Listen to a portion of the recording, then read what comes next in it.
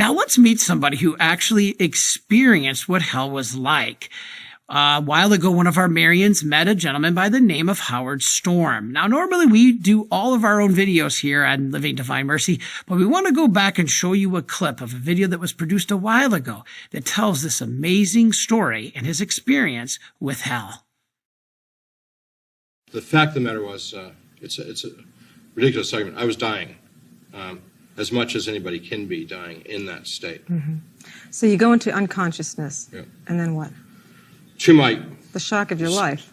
To my complete surprise, I was standing next to the bed that I had been lying in, and there's my wife, and I'm standing up, and I know the situation. I'm completely clear about my problem, and I know I have to have surgery, and that I'm sick, and I have a perforated duodenum, and all that stuff.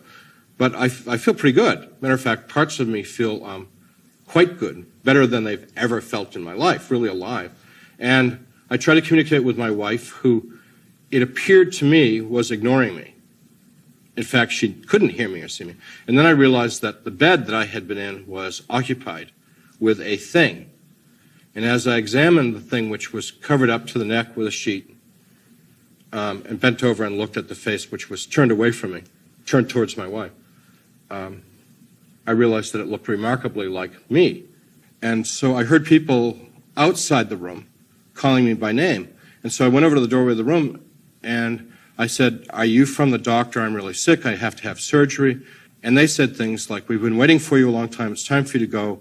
Hurry up. We can't wait any longer. We know all about you. Let's go," things like that. So I thought that meant, yes, they were from the doctor to take me to surgery. So I left the room, and when I left the room, I had a really bad feeling about leaving the room, because the room was bright and clear and light. The room was very bright. There was a lot of light in the room.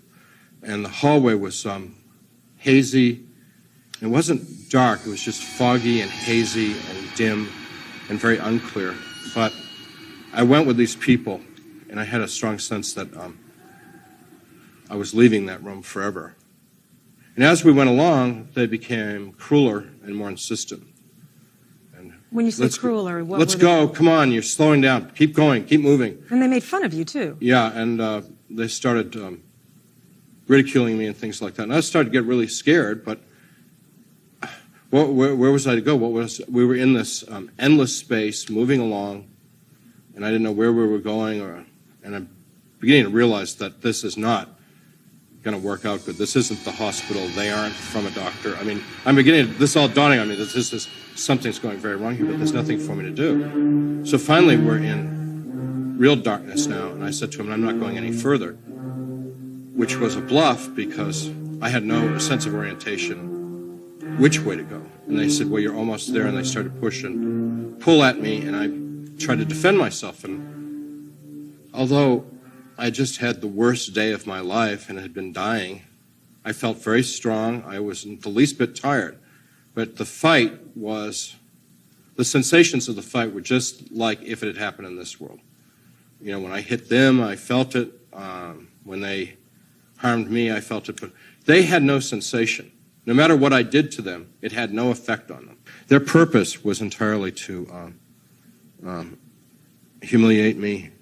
Not to destroy me, but to humiliate me, and the biting and scratching and, violating me in all kinds of ways. I mean, they were like humans, but they had what? Describe what well, they their nails seemed very harsh and sharp, and a lot of them were biting me. And I've not been bit a lot in my life, but they seemed to have exceptionally sharp, jagged teeth as they were biting and gnawing on me.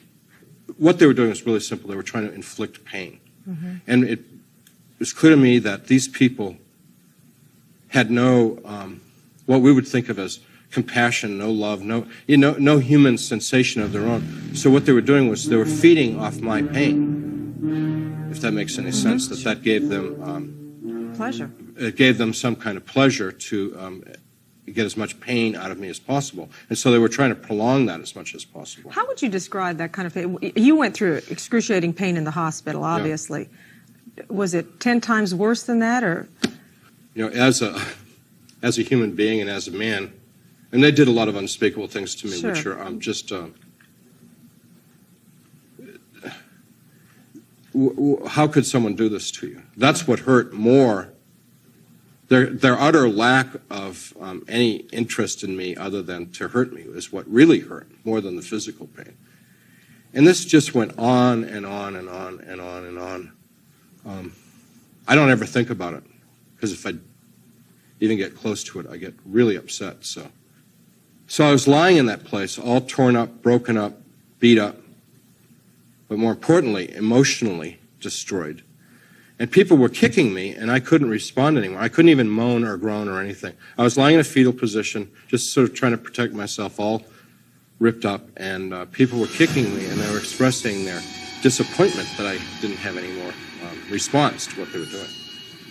And I heard, strangely, my voice, although I distinctly did not say it, pray to God. And I thought to myself, being an atheist, like, what a dumb idea. I don't believe in God. And the second time, pray to God. And I thought, I haven't prayed, in my adult life. I had stopped praying when I was like 15 or something.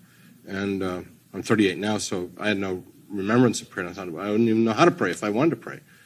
And then a third time, said pray to God, and I was thinking, what did I say when I was a kid? And I accidentally muttered a couple phrases, and the people around me could not bear to have the mention of God.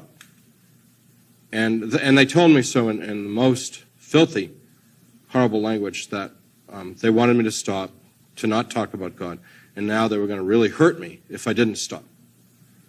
But because it was so repulsive to them and literally pushing them into the darkness, it encouraged me to try and... So I was just trying to think of phrases from these memories, and they're screaming and yelling at me to stop, and I'm trying to remember these things, and eventually I'm all alone in that place.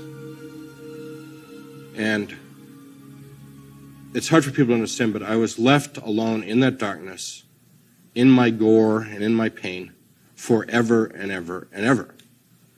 I got the strangest, vivid memory in my mind of myself as a child, maybe like 8 years old, sitting in a Sunday school classroom, and we were singing Jesus Loves Me. And it was a very powerful memory. Well, you can imagine, as deep in despair as I was, this was like, and this would be like giving the Hope Diamond to a pauper on the street. I mean, this is like, I'm going to go for this, because this is like the first ray of hope I've seen in this whole scenario. I called out in that darkness, not knowing if Jesus was real, but simply hoping, based on that childhood faith, that that he would be real. But I didn't, so I said, Jesus, please save me. And with that, a tiny pinpoint of light appeared in that darkness, and very rapidly got brighter and brighter. And then this huge, impossibly bright, white, warm light was over me. And I felt hands in this light picking me up into it, and also because I was now in light for the first time, I saw how horrible I was, and I looked like... You weren't scared, though? No. I was amazed and in awe, but not afraid, because it was just so beautiful and like wonderful. And it was a little bit scary, but it was like just so great, And as he touched me and picked me up, all that gore, all that horror that was me, all went away, and I was made whole physically, but more importantly, all the pain inside of me was filled with ecstasy. And the ecstasy, quite simply, was the incredibly powerful sense of love that he was sharing me, that his love for me. And I knew several things immediately. One, that this was indeed who I'd called out to. This was Jesus. This was a person of great power. This was a person of unbelievable goodness. I knew that he knew everything about me. I knew that he knew me more intimately than I knew me. When you came back to life and you were sitting with an old nun friend, Sister Dolores, and who obviously was a big believer in Jesus Christ. Yeah. And you told her about She your married experience. him. Yeah. You She told even her had a ring. about your experience, and you were scared she wasn't going to believe you. And what were her words?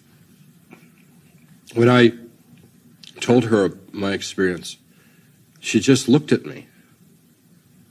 And I said, "Sister, do you believe me?" Because I didn't, and, you know, she was giving this funny look, and she said, "Well, of course I believe you," but she said, "I've got one question." And I said, "Well, what is it?" And she said, "I wonder why it took so long." And I'm like, "What? What do you mean, what it took so long?" She said, "I've been praying for you for 13 years. Ever since the day I met you and you told me you were an atheist, I've been praying for you every day. I have other sisters at the Notre Dame convent praying for you, and I don't know why it took 13 years. It should have happened sooner." I'll always love that. So you think she prayed you into this then? Oh, absolutely, absolutely. If Sister Dolores hadn't been praying for me, I would have died June 1st, 1985. It was through her prayers that commended me to God. Mm-hmm.